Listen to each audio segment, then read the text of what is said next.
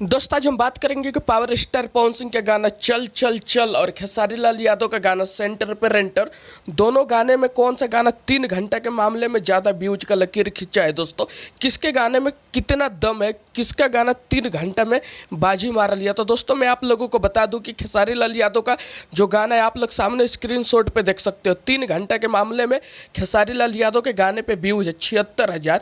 जी हाँ दोस्तों 76,000 व्यूज है। और वहीं पे अगर लाइक की बात की जाए तो खेसारी लाल यादव के गाने पे लाइक है 46,000। पावर स्टार पवन सिंह का अब बताता हूं मैं कि पवन सिंह के गाने पे कितना व्यूज है 3 घंटे के मामले में।